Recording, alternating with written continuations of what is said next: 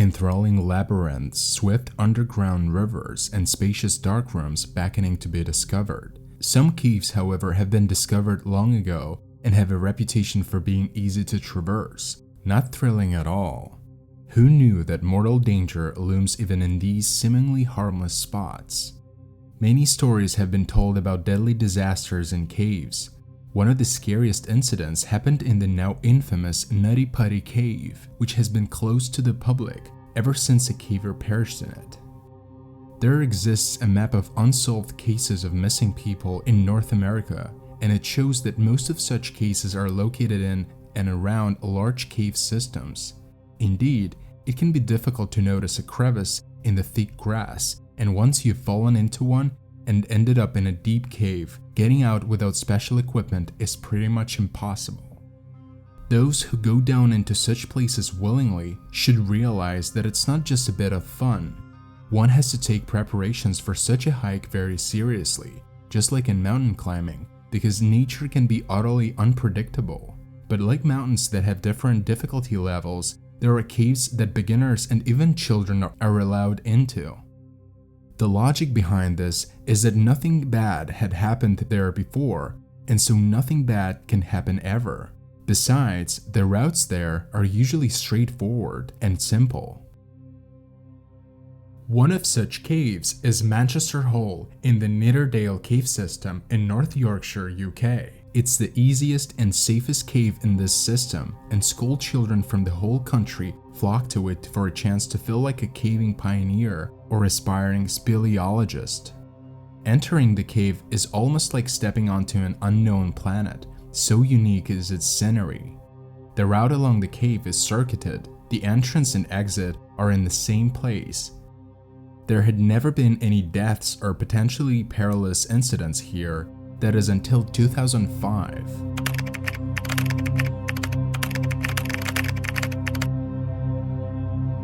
On the 14th of November 2005, a group of 100 students of the Tadcaster Grammar School in North Yorkshire set out to the Nidderdale Caves. Teachers divided the school children into groups of 10 to 11 people, with each such team supervised by a teacher and an instructor from the local Center for Outdoor Education. The school organized such trips annually to teach the children teamwork and show them the beauty of nature. Besides, such caves, small and unchallenging as they are, still awaken in children a sensation of experiencing something dangerous and unexplored. It's dark, cold, wet, and slippery, perfect for rebellious teenagers with an overactive imagination constantly searching for fodder. So naturally, the students loved those trips. Joseph Lister, a 14-year-old boy with a smart haircut, was in one of these groups. At his school, he was a star, popular with the girls, a football player, an excellent swimmer, a good student, and generally successful at everything. He had many friends, most of them from school. Joseph lived in the small town of Steeton, near Tadcaster with his parents, Paula and Martin Lister. Joseph couldn't wait to explore the caves with his mates. They had already heard stories of the trip from older students and were excited about the adventure ahead. The group of 11 children that Joseph was in was supervised by a maths teacher, an instructor, and a 17-year-old volunteer, even more adults were then required. They decided to take a less popular route through Manchester Hole since the main entrance was partly flooded and they didn't want to risk it. So they went through a less explored part of the cave system. The water in the cave was ankle deep, but that is a common occurrence in Manchester Hole, so the students had Wellington boots on to keep their feet from getting wet. The water was freezing, choppy, as one classmate of Joseph's would recall later on. Then again, what else would one expect underground waters to be like in November? Overcoming difficulties, that's the whole point of an adventure. Of course, the group would not have been taken into the cave if it had been raining heavily the previous day, since the water would then have filled the cave, making entering it impossible. But it hadn't rained, and during the day the weather was also fine, so there was no reason to turn back. The teenagers entered the cave and began their descent. They advanced rather quickly. The path was easy, and despite the cold and the water, they went along at a good pace. A few hours later, the students, the teacher, and the instructors ended up at a tunnel known as the Crawl, aptly named after what one had to do there. The group crawled through it and reached the lower part of the cave. To get back to the surface, they would have to climb through the tunnel again. However, to their horror, they noticed that their feet were disappearing deeper and deeper in the water, which began to rise rapidly, filling the cave like a vessel. They had to get out as quickly as possible. By the time the adults told them to move back towards the crawl, the water had already come up to the teenagers' knees. Having reached the narrow tunnel, the students were horrified. It was almost completely filled with water. In it, there was only one spot next to the ceiling that the water hadn't yet gotten to, and even there the air was hardly enough for more than one breath. One by one, the students dived and swam through this bottleneck, surfacing in the middle to catch their breaths, but only the first group had the luxury of coming up for air midway. When the next 3 students dived in, the tunnel was already completely flooded. Now, they had to swim through it in one breath, in ice-cold water, through an unfamiliar place with sharp stones in the dark, with only a helmet light to guide them. The group began to panic. The students started crying, saying they wanted to go home, whereas the adults understood that they were wasting valuable time because with every minute there was more water in the cave. Soon, the chamber before the bottleneck would also fill up, and then they would all perish. They only had a few minutes to make it through the crawl before the journey would be made impossible. The teenagers dived into the deep, hoping to surface at the other end of the narrow tunnel. Joseph Lister's group was last, with one of the instructors diving with them. He saw the panic on their faces when the water had risen to the point where they had to raise their chins to breathe. He took a deep breath and grabbed 2 students, dragging them with him as there was no time to lose and praying that his headlight wouldn't turn off during the dangerous dive. Here's how Joseph's classmate, Amy Ryder, recalls the situation. He said we have to get through in the next minute or we're not gonna get out of here. I was scared. None of us knew what was happening. Everyone was saying we have got to get through the water. It's getting higher. We're going to die.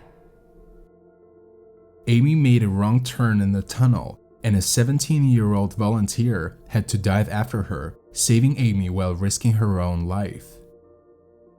When the last group finally surfaced and the teacher counted the students, it turned out that there were only 10 of them. It quickly became clear that Joseph had remained in the lower cave, disappearing in the icy water. The teacher wanted to return for Joseph, dive into the water to find him, but the instructors stopped him, realizing that it would mean certain death. The cave was completely filled with water, cutting off the way back inside. The frightened, freezing, and exhausted group had to practically swim towards the cave exit to call for help. But where could Joseph have gone? The instructors talked to the other students and found out that right before the dive, Joseph told a classmate to go ahead of him, since he was a good swimmer and could help others if needed. Unfortunately, it was he who ended up needing help, and his heroics didn't agree with the cave. The first rescuer on the spot was Christopher Fox. He had visited Manchester Hall often and knew these caves like the back of his hand. He plunged into the frigid water on his own without waiting for the rest of the rescuers, knowing that every second counted. At this point, the water levels had already dropped and the cave looked quite hospitable again. It was as if nothing had happened. During his descent, Fox saw a pair of Wellington boots floating in water that was up to his ankles now. Fox hoped that he would find the boy close by, shaken and freezing, but alive. However, when he reached the bottom of the cave, Christopher came across a terrible discovery that dissolved any hope for a miracle. Joseph lay on the rocky cave floor, covered with a thin layer of icy water. He wasn't breathing. Fox grabbed him and started shaking him, but the boy didn't respond. Christopher picked him up and brought him to the exit, where rescuers and paramedics were already waiting to bring Joseph to the hospital. His lungs were filled with water. The doctors tried to resuscitate him, but his body temperature had dropped so low that it was impossible to restart his heart. That evening, the doctors had no choice but to pronounce him dead, as he lay in the hospital with his parents at his bedside. But what actually happened to him in Manchester Hall? Was Joseph, an excellent swimmer, really unable to get through the narrow part of the cave? It seems most plausible that Joseph's death was an accident. Perhaps his foot got caught amid the sharp rocks and he drowned while trying to free himself. That would explain why his Wellington boots were found separately. And how did so much water get into a cave that was always considered safe, suitable even for beginners and teenagers? It hadn't rained the day before, and the instructors had checked the weather forecast. Who was to blame for the tragedy?